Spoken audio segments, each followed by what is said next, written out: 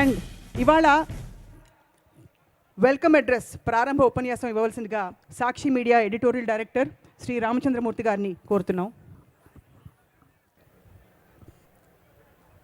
గౌరవనీయ మంత్రివర్యులు,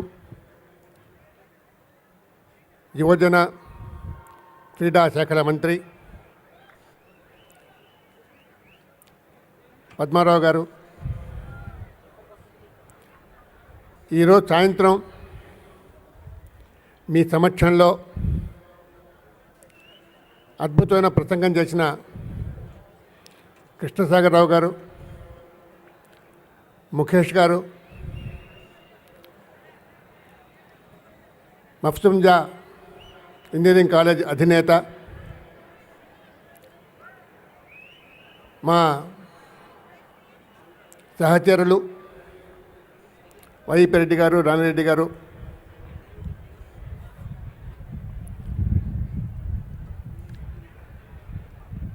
యువమిత్రులారా, స్వప్న గారు దాదాపు 2 గంటల నుంచి ఈ కార్యక్రమాన్ని అద్భుతంగా నిర్వహిస్తున్నారు. మీలో ఉన్న ఉత్సాహాన్ని ఇనుపడింపజేస్తూ మీ చేత కేరింతలు కొట్టిస్తున్నారు. అనేక రకాల ప్రదర్శనలు నిర్వహిస్తున్నారు. ఇక్కడ మీలో ప్రతిభని బయటికి తేవటానికి, మీకు ఒక ఉజ్వలమైన భవిష్యత్తుకి సోపానాలు వేయటానికి ఈ కార్యక్రమాన్ని రూపొందించాం. సాక్షి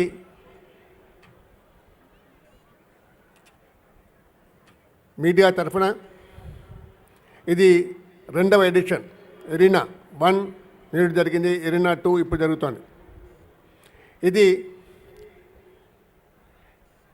ప్రతి ఏటా జరుగుతుంది. ఇంకా ఎక్కువ కాలేజీలు చేరుతాయి.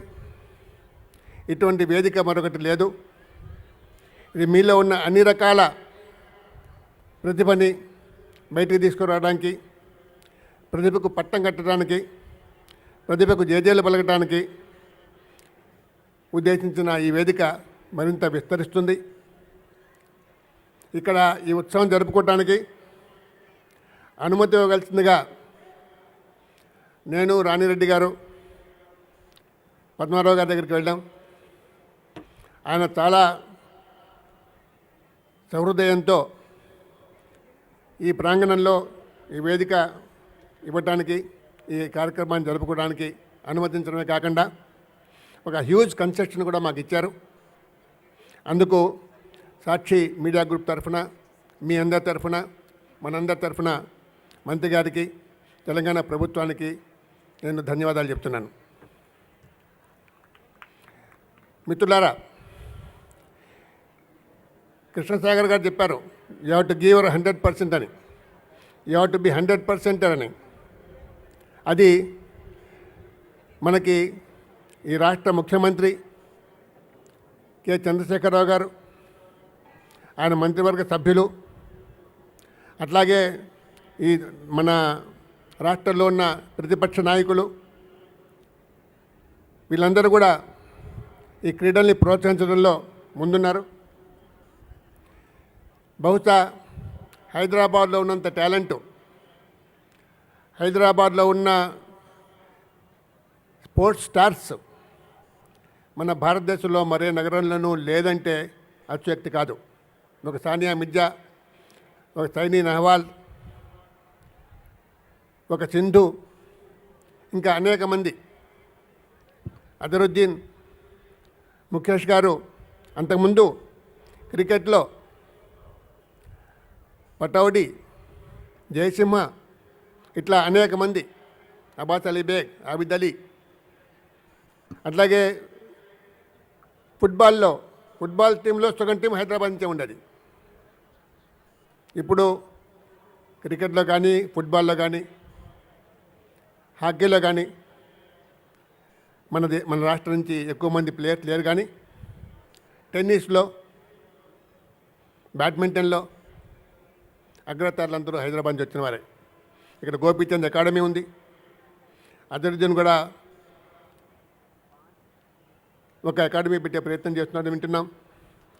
లక్ష్మణ్ గారు కూడా అదే ప్రయత్నంలో ఉన్నారు విన్నాం. యువతి యువకులకి శిక్షణ ఇవ్వాలి, ప్రోత్సాహం ఇవ్వాలి, వారిని విజేతలుగా నిలపాలి అని. ఇందాక వక్తలు చెప్పినట్టు స్పోర్ట్స్ అనేది చాలా ముఖ్యమైన అంశం. మన జీవితాన్ని ఒక ఉన్నతంగా దిద్దుకోవడానికి, మనకి ఒక బట్టి కొట్టి 90% 10% మార్కులు సాధించుకునేది కాదు. ఒరిజినల్ థింకింగ్ ఉండాలి, క్రియేటివిటీ ఉండాలి, స్పాంటేనిటీ ఉండాలి. ఇవన్నీ కూడా స్పోర్ట్స్ వల్లనే వస్తాయి. కాబట్టి స్పోర్ట్స్ ఆడుతున్న విద్యార్థులకి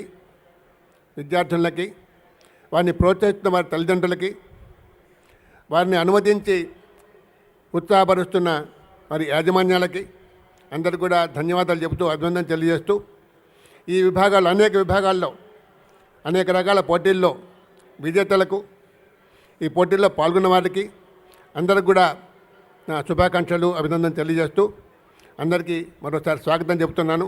enjoy this evening and have a nice time. Thank you.